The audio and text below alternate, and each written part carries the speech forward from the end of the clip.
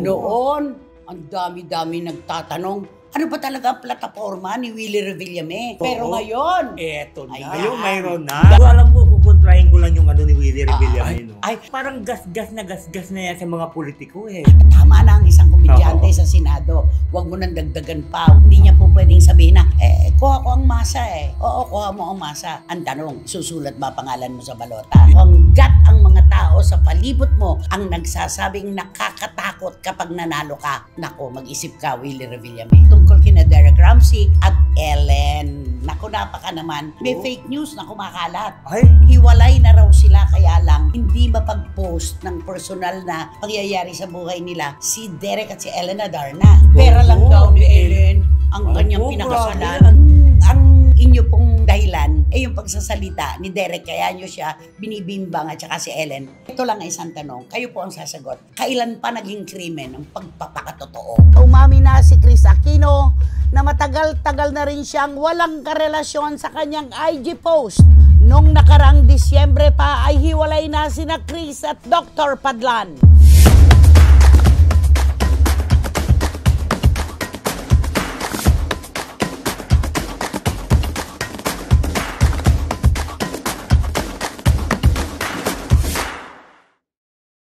Siyempre, kumusta na po kayo mga pinakamamahal naming kachika? Heto na naman po kaming tatlo. Siyempre, pag marami tayong ginagawang kung ano-ano na nakakaabala sa atin, kailangan nyo ng pambanlaw at kami po yon sa pamamagitan po ng ating maiinit na chika at kontrobersiya. Tama, Ramel Chika? Tama, may puso ang aming mga balitang artista ngayon. Ay, nako, may kakabahan na naman. Ano ang sagot sa puso ni Wendell Alvarez, aka Barikutot? Siyempre, ang mga balita namin galing mismo sa mga artista at ito maiinit-init pa. At siyempre, sabawan namin yan ng mainit namin opinyon. Ba't sasabawan mo? Ng mainit na opinyon. Kasi yung kanya mainit. Oo, mainit. Ayun sa'yo. Sasabawan. Sasabawan. Okay. Ang sarap naman talaga ng sabaw sa malamig na panahon. Ay, totoo. Diba? Kaya nga panalo yung sabaw na yan. Paano ka ba humigop ng sabaw? Ay, walang ingay, walang tunog. Harap. Wala nga. Basta, lahat po ay pwede natin pagkwentuhan. Dito sa inyong programa, ating programa, ito po ang Showbiz Now Na! Ay nako, masaya ang una nating topic. Ay, oo. Noon, ang dami-dami nagtatanong, ano ba talaga ang plataforma ni Willie Revillame? Ayan. Kasi naman, siya rin naman ang nagsabi, huwag niyo muna akong tanungin ngayon kung ano plataforma ko. Kailangan ko munang manalo. Pag nanalo na ako, at saka ako sasabihin ko ano plataforma ko. Pero ngayon, Eto na. Ayan. Mayroon na. Dahil nakikita niya unti-unting pumipwesto ang kanyang pangalan sa Magic 13. number 13 siya. Oo. Magic 12 ang Magic sabi 12, mo. oo. Yung pagiging pamoso, pagiging popular, malaki nagagawa Ay, nila yan. yes. Ang tanong na lamang, kung hanggang sa huli ba, ang kanya bang pangalan ay susulat sa balota. Yun lang naman yun. Ayun lang. At ang kanyang plataforma, libreng pagpapagamot at libreng pagpapaaral. Ay, Alam mo, maganda yan para sa ating mga kababayan. Tama. Sobra. Alam niyo po ngayon, para makapagpaaral po tayo, ay talaga namang nagsisikay ng todo-todo ang mga magulang. Swerte yung matatalinong bata na nagiging scholar. correct. Pero yung mga may kakayahan, may kapasidad, pero hindi makakapag-aral ang mga anak, yun ang pinakamahirap. Correct. At yung pagpapagamot, number 1 Ay, na oo problema naman. yan. Lalo na Diba? ngayon, marami mga sakit na umano. Kung alam mo, kukontrahin ko lang yung ano ni Willie Revillame. Ay, Hindi, kasi sa pagpapagamot at libreng pagpaaral, parang gas-gas na yan sa mga politiko, eh. talaga. Oo, di ba? Pagka yung politiko, di ba? Pag tumayo na sa stage, di ba? Anong sasabihin na? Sa mga nanay dyan na hindi kaya nila mga pagpaaral. Nandito ako at tutulungan namin kayo sa pagpaaral ng inyong mga anak. Magpapatayo ako ng tulay sa inyo kahit Yun. walang ilog. Yun, tama Diba? yun. Meron pa yung, eto, joke lang naman to. Oh, Sabi yeah. niya, kapag ako nanalo, lahat ng kalsada nyo, sementado. Pag ako natalo, nyo. Diba? Joke lang naman yon.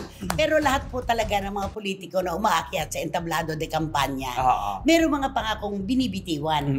Ang sabi naman ng mga yung mga pilosopo, nangako na nga, umaasa pa kayong tuparin. Ay, oo, Totoo, nga diba? naman. Parang ganun. Correct. Yun yung pagpapaaral. Oo nga, lahat naman halos ng politiko gustong tumulong sa mga kababayan natin na walang pampaaral. Tama. Yung pagpapagamot, ang PhilHealth, talagang matindi ang bira ngayon sa PhilHealth. Oo. Kaya kapag may nagkakasakit tayo mga kababayan, ang hirap naman talaga, Ang mairaos. Yes. Diba? Kaya ito, general ito, lahat ito, sakop tayong lahat. Oo. Mga ganda. Walang pinipiling gender, walang pinipiling panahon. Basta libreng pagpapagamot, Ayun. libreng pagpapaaral. Ayun. Naku, sa palagay mo ba? Sa palagay mo, Matutupad. matutupad ni Willie yan. Siguro, sinasabi niya pa lang naman ngayon, pang nanalo na siya. Pag nanalo na siya, sa Oo. palagay mo, Sana naman. hari nawa. Hari nawa, Oo. di ba? Pero may naaalala ka ba? Oo nga bro, dapat na sinasabi niya yan, dapat ayusin mo muna yung sa paligid mo. Okay. Oo, Katulad ng katulad ng papagamot, 'di ba? Kung minsan siyempre mga tauhan mo lalapit sa iyo, 'di ba? Okay, Siyempre naku, siya. eto na. Oo, siyempre siya ang nakakaluwag-luwag eh. Siyempre ako na, sir, di ba sir ang tawag sa kanya ngayon? SWR ang tawag sa kanya ngayon. Sir, baka pwede naman po makapag-advance yan. Babali ako kasi may problema kami. Sabi, ano ba yung problema nyo? Ganito, ganyan. Alam mo naman magsalita yun. Talagang, ano ba ang problema niya yan? Sir, may manganganak kasi yung asawa ko, kaya po pwede po, pakahingin muna po ng tulong sa inyo. Mag-cash advance po ako sa inyo. anong sinasagot niya? Sagot niya, bakit? Ako ba nang juju dyan sa asawa mo? Bakit sa akin ka humingi Yan. na? May mga ganong maaalalang kwento at kung mapapansin po natin, ang mga nambabash o mga tumitira, bumibira kay Willie Revillame, yung mismong mga tao na nakakakilala sa kanya. Ayun. Pinakamahirap yun. Oo. Dapat yung mga taong nakapaikot sa'yo at nakakakilala sa iyo ang magtanggol at sumigunda sa mga plano mo. Katulad yung sinabi ni Wendell na ganon. Ang dami nating nababasa. Nakakatakot tong taong to pag nanalo. Oo. Nababasa mo rin naman. Oo, nababasa ko yun, oo. Nakakatakot manalo to. Kung ngayon nga lang, ganyan na siya. Paano pa kapag nahalal yan? Yun, dapat yun munang ayusin. Oo. Malayo ang tingin kasi ni Willie Revillame. Yun ang napakahirap. Dapat yung mga malapit sa'yo, yun ang unang magtatanggol sa'yo. Tama. Pero hindi eh. Parang yun pa yung unang Nagdidiin. maglalaglag. Oo. Oo, nagdidiin. Kaya Oo, nga, nagdidiin. nakakalungkot lalo yung na yung ganyan. isa niya naging kasama ngayon. Naku, panay-panay ang post. Oo. Nasabi na ko, huwag nang paniwalaan yung tao yan kasi puro Hanggang lang salita lang hanggang yan. salita lang yan, hindi natutupad yung mga sinasabi niya. Kaibigan niya yun, ha? Oo. Ang ano pa naman niya paglilingkod mula sa puso. Oo. Di ba? Yung talagang puso ang sinasabi niya. Kasi sa lahat naman ng politiko applied to Hindi lang naman kay Willie. Correct. Di ba sa lahat naman ng politiko na nagsasalita sa entablado at nag-aamuki ng mga kababayan natin para isulat ang kanilang pangalan sa balota, may naibabalik sa kanila ganyan ang sinasabi mo ngayon, pero noon, may ganon. Totoo. Lalo pa ang social media, hindi na nabubura. Di ba? Binabalikan. Totoo. Ganun yun. Kaya mahirap din para sa mga kumakandidato kung may history kang hindi kaganda. Totoo yan. Oo. At dyan, talo si Willie Revillame. Yun. Kasi sa dami ng mga tao na hindi niya napasaya nung katrabaho niya, di ba? Yung mga tao na kinapos pero hindi niya inunawa. Yung mga tao na lumapit pero hindi niya pinagbigyan. Yun. Yung mga hindi niya naman pinakikinabangan, pero yun ang kanyang sinusustinihan. Kaya nga ang tawag sa kanya, malayo ang tingin. Ay, mahirap. Ayun. yan. Mahirap. At sana naman yung pagiging popular niya ay gumana. Gumana dito sa eleksyon na ito. Tsaka kung napapansin niyo po, o baka naman umpisa pa lang kasi ito, hindi siya nagpa-participate sa mga interview among candidates ng Correct. pagkasenador. Hindi pa siya nauupo. Pilim-pili pa yung kanyang pinagbibigyan para sa panayam. Maaaring pinag-aaralan pa niya ang kanyang mga sasabihin. Oo. Maaaring naghahanda siya sa mga tanong na ibabato sa kanya. Correct. Dahil dun sa una, sumablay siya eh. Totoo. Lahat yun sablay. Binato pabalik sa mukha niya yon. Mm. Yung mga, ganito. O basta ako, gagawa ako ng batas. Hindi ko naman kailangang makasama sila. Idediretso ko sa Pangulo. Oo. Dahil siya naman talaga ang may karapatan dyan. Oo, siya ang Na huling ipakasa. salita. Oo. Kanya naman ang pagdedesisyon. Idediretso ko sa Pangulo. Walang alam sa batas si Willie. Oo. Kumbaga, hindi niya pa pinag-aaralan yung pinasok niyang mundo. Kaya, kaliwat kanan ang bira sa kanya. Sabi nila, tama na ang isang komedyante Oo, sa Senado. Ay, oo, Di ba? tama. Tama na raw yun. At alam mo na kung sino tinutukoy na komedyante. Oo. Sino? Siyempre yung number one. Sinasabi, tama na ang isang komedyante sa Senado. Huwag mo nang dagdagan pa, Willie Revillame. Mga kababayan, huwag na natin dagdagan pa ang bilang. Pero ng mga vloggers. Oo, at saka sana na may isip ngayon ni Kuya Will, di ba? Sa kabila ng mga negatibong narinig sa kanya, pero nakita mo, pumipwesto pa rin siya sa magandang numero. Kaya dapat may isip niya na binibigyan pa rin siya ng pagkakataon. Oo, ng chance. Kaya dapat huwag niya nang sayangin ito. Huwag sayangin. Oo. Pero kung kapasidad po at kapasidad ang ating pag-uusapan, wala pa sa ngayon tayong nakikita na maaaring gawin ni Willie Revillame sa Senado. Pero bakit? Si Senator Lito Lapid, ganyan din naman ang ginawa na pambibira sa kanya noon. Pero pinakamarami ring batas. Isa sa pinakamaraming batas, si Senador Bong Revilla Guerrero. Ganun din si Senador Bong Revilla Jr. Napakarami niyang batas si Senador Jingo Estrada. Nilalanglang nila ang mga artista. Pero kamukat-mukat mo, sila pa pala yung pinakamaraming napairal at pinapasang batas. At saka dahil sa mga artista, naging aware tayong lahat. Diba? Sa lahat ng mga ginagawa ng mga senador, sa mga proyekto. Kaya ngayon, masyado na tayong sakop ng politika. Kaya naghalo na yung artista at saka politika kasi nakapokus na rin tayo na, uy, ang idolo ko, senador na. Sa ngayon, syempre, makakarinig tayo ng wala pa namang dahilan para iboto si Willie Revillame. Dahil wala pa tayong nakikitang kapasidad na pwede niya ipagmalaki. Ang nalalaman pa lang ng publiko ngayon, yung puro negatibo. Yung mga ginagawa niya nung siya ay namamayagpag sa pagiging host, di ba? Yung ginagawa niya sa kanyang mga nasasakupan na hindi kagandahan ng kwento. Pero malay po natin, kasi nga meron siyang inaasintang posisyon ngayon sa Senado. Mataas, di ba? Kaya siguro naman magbabago naman siguro siya. Yun naman ang hiling. Siyempre, mahaba-haba pa naman ang laban na ito di ba? Oo naman, matagal pa ito. Ang layo pa ng Mayo. Malayo pa. Pebrero pa lang tayo. Kaya kailangan pag umabot siya ng mga 50 o 40 days, magbago na siya. Di ba? Nag-aantayin pa yung gano'n. Hintayin mo pa yun. Ngayon pa lamang simulan mo na ang pagbabago. Dapat nga noong pa Ayun. Diba? Dapat long overdue na nga yan Yun nga dapat yung magsusumiti pa lang siya. Dapat, alam mo, nagkagod siya, nagbagong anyo. Lahat, bago lahat. Pinakita niya talaga na handang-handang. Saka napuputasan siya dun sa, hindi ako tatakbo kasi wala naman akong capacity. Bakit ako papasok sa isang bagay na hindi ko naman alam? Hindi ko naman alam gumawa ng batas. Hindi naman ako marunong, wala akong alam, tapos pumasok siya. Parang si Kuya Ipe ngayon, di ba? Hindi makalimutan ng ating mga kababayan yung sinabi niya na sa mga tumutuligsa kay Pangulong Rodrigo Duterte, mamatay kayong lahat.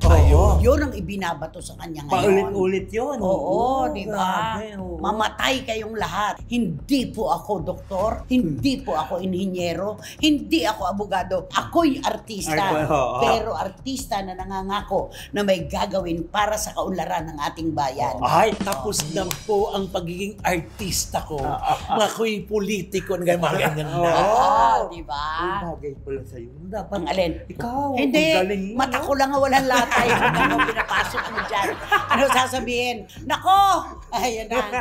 Pero alam mo, pag ikaw nagsalita doon, galing magsalita. Maintindihan agad ng mga mamamayan natin pag nagsalita. Sa masang Pilipino, pasado tayo. Dahil koloksyal yung ginagamit nating pagsasalita. Pero ang question, kapasidad. Meron ba tayong ibubuga pag nandyan na tayo? Wala naman. Puso ang gagamitin mo sa paglilingkod. Hindi pwedeng puro puso. Nako, 2-5, 5-5 na nagsasabing puso sa Senado.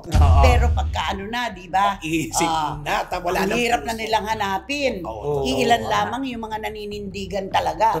Na yung kanilang ipinangako sa entablado de kampanya, ginagawa nila nung nakaupo na. Iilan yun. Kaya itong si Willie, dadaan ito sa butas ng karayom. Talagang mahihirapan siyang kumpunihin sa kanyang utak kung isusulat ba ang kanyang pangalan sa balota. Di ba? Pero so far so good, maganda ang kanyang kinalalagyan. Number 13 siya nitong fairness, di ba? Pero alam mo, hindi siya dapat umasa. Iba yung kampanya, iba sa mismong botohan at sulatan ng pangalan sa balota. Dalawang magkaibang bagay po yan. Nakaaliw tayo pag pinapanood natin si Willie Revillame. May mga sexing babae na dumasaya. Ano nga? Gulong-gulong. Ako gulong-gulong. Giling-giling.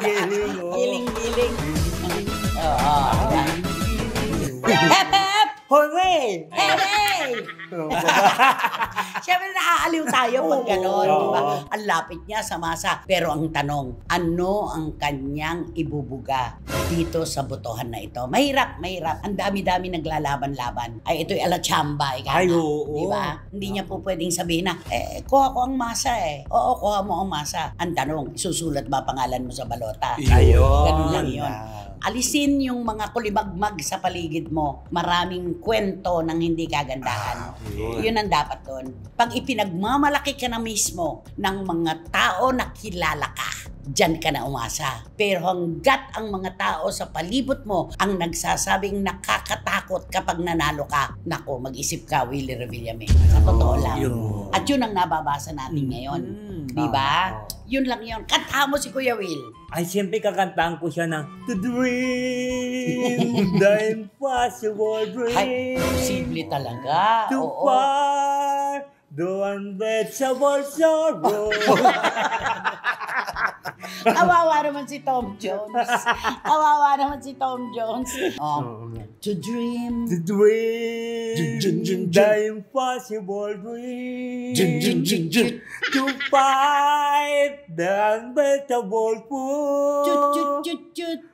To bear with unbearable sorrow. Ano na tayo? Yan. This is my Quest to follow the star, no matter how hopeless, no matter how far, to fight for the right without Ayan. question supposed to be willing to must enter hell for the heavenly.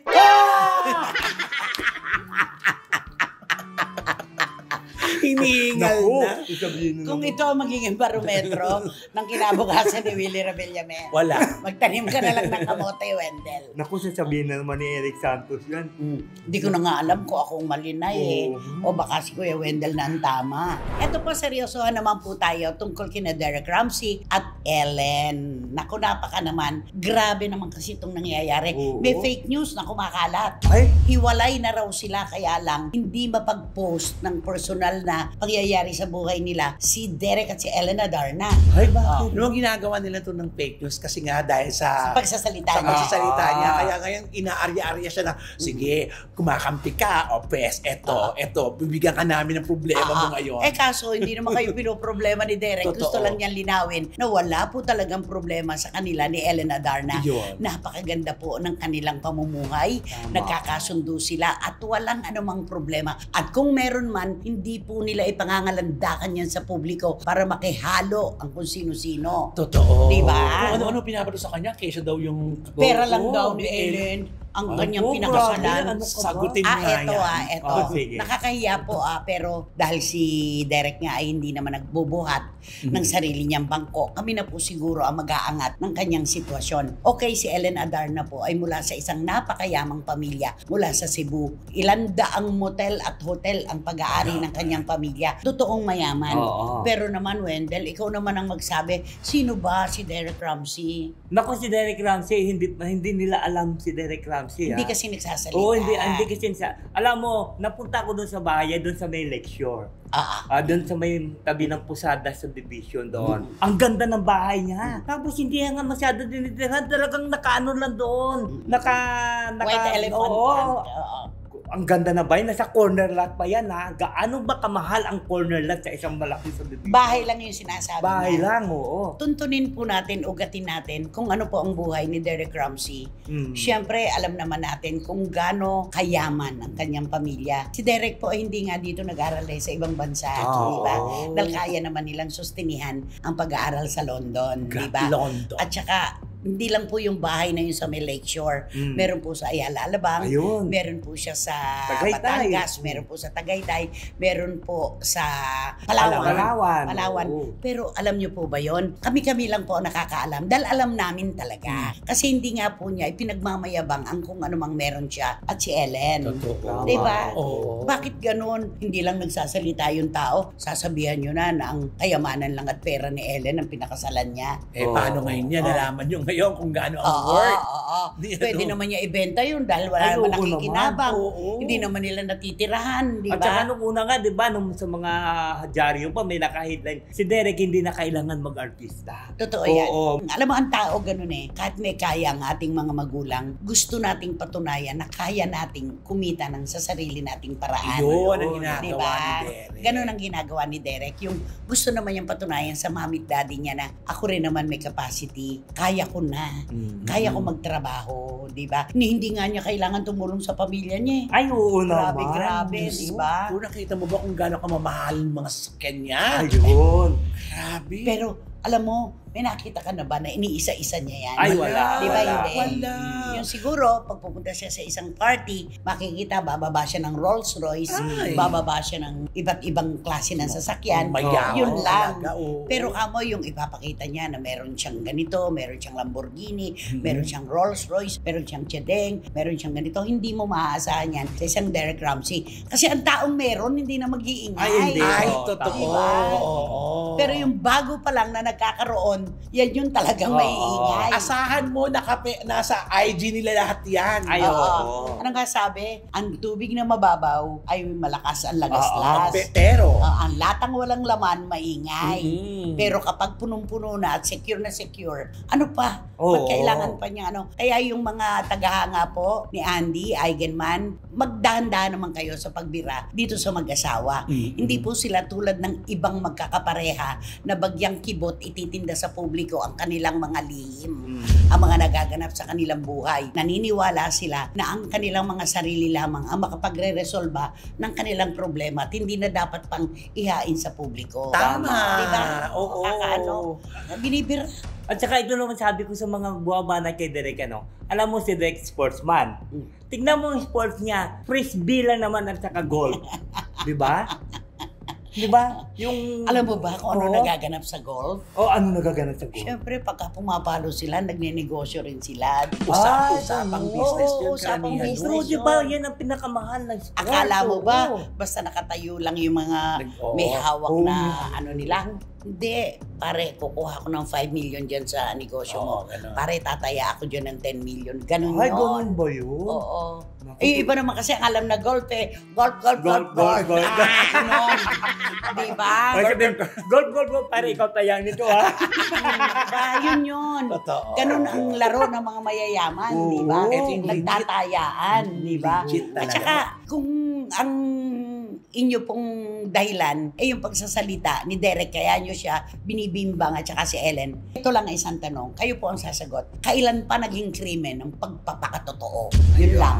Diba? Wala na. Tama. Wala na tayo Tapos na masasabi to. pa. Oo. Tapos na. Oo. Kantahan mo na ang mag-asawang maayos ang pamilya. At di kakantahan ko sila ng So many nights I stay by my window. You light up my life yan ha. Please light up our lives. Okay, si Debbie Boone. Kilala mo ba si Debbie Boone? Sino bang tatay ni Debbie Boone? Si Mr. Boone. Si Mr. Pat Boone. Ang nanay niya ay si Mrs. Boone. Oo. Okay, go! So many nights I sit by my window waiting for someone to sing me his song. Wendell! May piyano ka, Wendell! I kept them inside me, alone in the dark, but now you came along. Para kay wating-wating na gusto kang sakalin. And you light up my night. You get me home to carry on. Parang pusang naglalambing. Hindi naglalambing. Pusang naglalampong. Sa bubong. Naghahanap ng kapareha. Ganun ang ano nun. Ganon. Ganun. Siyempre, di ba?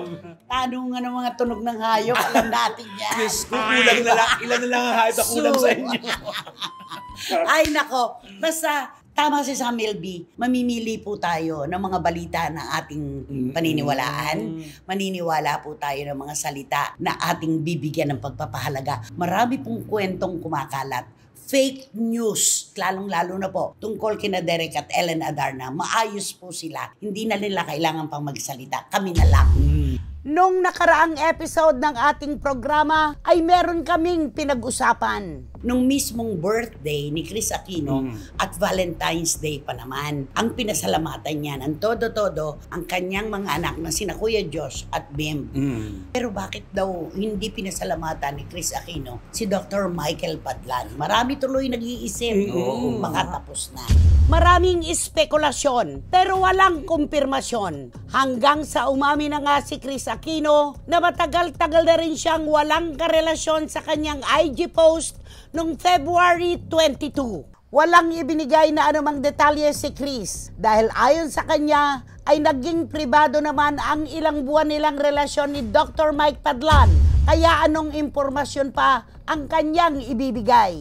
Baka binago na ni Chris ang mga paraan ng kanyang pakikipagrelasyon. Kasi yung lahat ng ipinaari niya sa publiko, hindi nagtagal. Correct. Baka this time na hindi nila masyadong ipinaalam sa publiko ang kanilang relasyon, baka sakaling ito na yon. Umikot agad ang kwento na may mga anak na pala ang doktor, pero matagal nang hiwalay sa kanyang unang pamilya.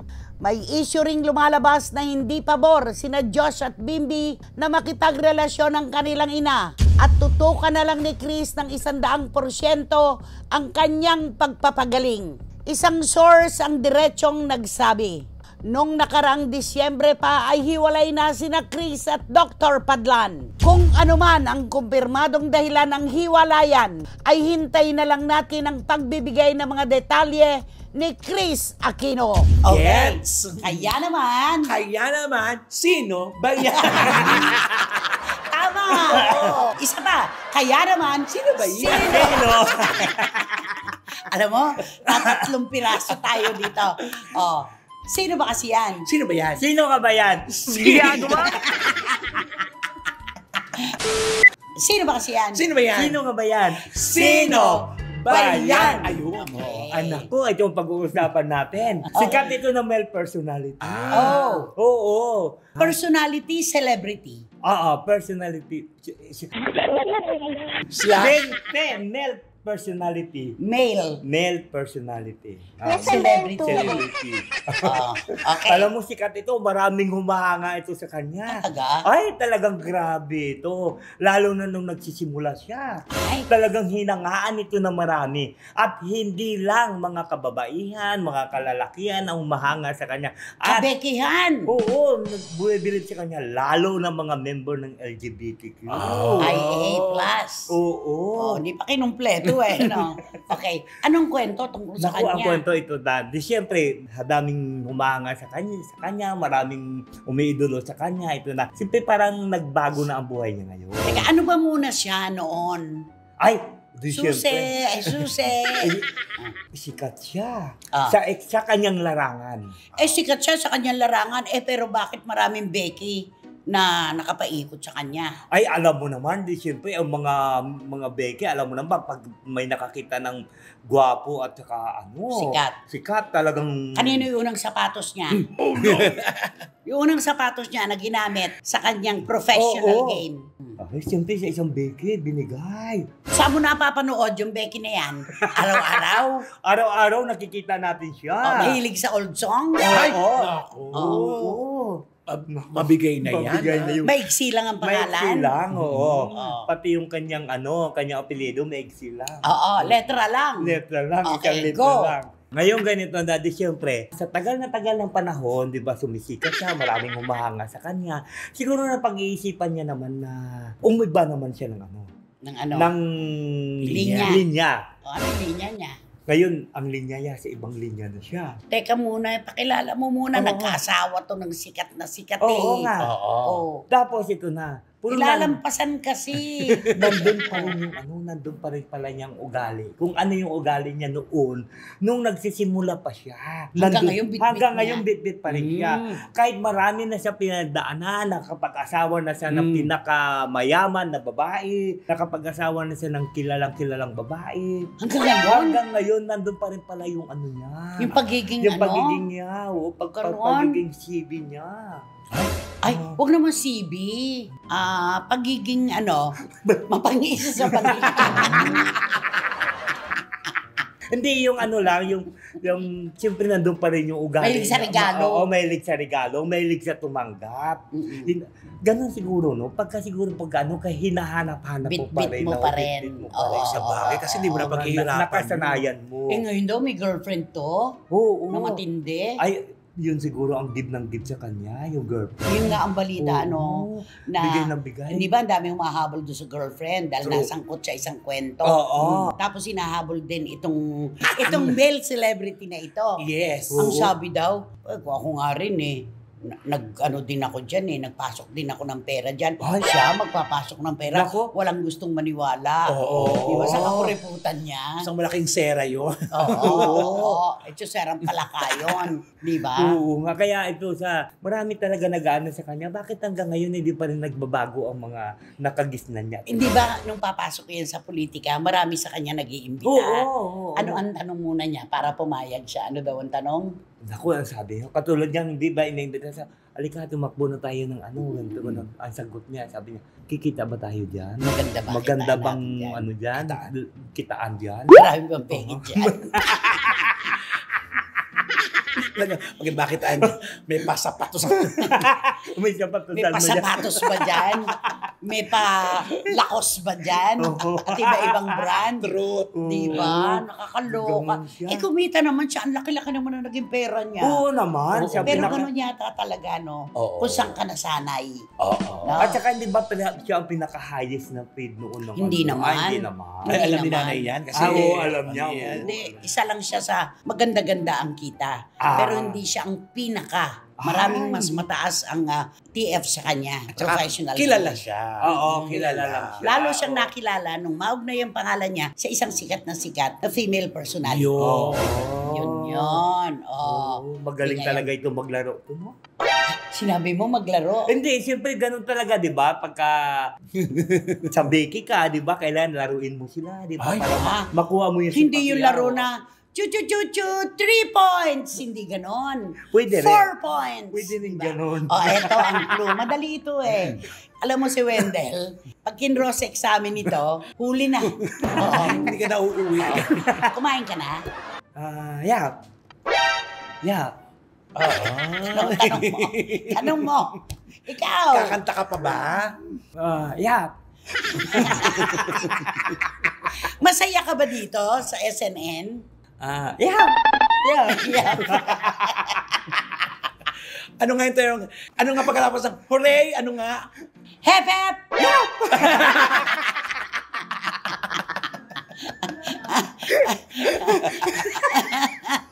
Ibang klase ka. Masaya ka talaga dito, Yeah. Yun lang ang sagot niya. Yap. Puro yap, di ba? Malapit na ba tayo matapos? Yeah. Yap. Nakakaloka. Sigurado ron po, mga kapwa SNNers, wala na talaga. Wala na sa inyo ang mauupo ngayon sa row 4, nakatabi ang mabahong basurahan. At walang electric fan. Bigay na po. Bigay na, di ba? Yeah. Parang yung aso sa taxi, di ba? Yap. Ay, nako, thank you, Romel. Salamat po. Kumusta yung birthday mo? Maraming salamat po, nanay. Wow. At sa lahat po sa inyo, maraming po salamat. Naku, Eric Santos, thank you. Thank you so much, anak. Tinupad mo ang pangako mo. Ganyan ang papasok sa mundo ng politika. Pag nagsalita, pinaninindigan. Ayan. Di ba? Thank you po sa lahat ng nakisama, nakipagsaya, lahat po ng nagpahalaga kay Romel Chica sa kanyang kaarawan. Maraming salamat po sa inyong lahat. At syempre dito po sa SNN, sobrang salamat po sa inyong tiwala, suporta at pagmamahal sa aming lahat. Kayo po ang aming inspirasyon at wala kami kapag wala mawawala kayo. Hanggang sa susunod na sultado po ng ating programa, ito po ang Showbiz! Ano? Bakit? Na ano ka? Wala pang Wala pang Kaya nag-aantay siya. nag-aantay ako. Yap, yap, yap. Go! Yap, yap, yap! So, yap, yap, yap! Excuse me po. I-push nyo lang yung Excuse me bell po. na ito para magkaroon kayo ng notification, makatanggap kayo. Notification. Ano lubrication? Notification para makatanggap kayo ng notification. At ang lagi kong sinasabi sa inyo na please don't skip. Yap. At siyempre huwag nyo kalimutan ang aming Showbiz Now na official. Ito yung aming TikTok. Yap. Siyempre po hanggang sa susunod na sultada ng inyong programa, ating programa, ito po ang Showbiz Now. Now! Yeah!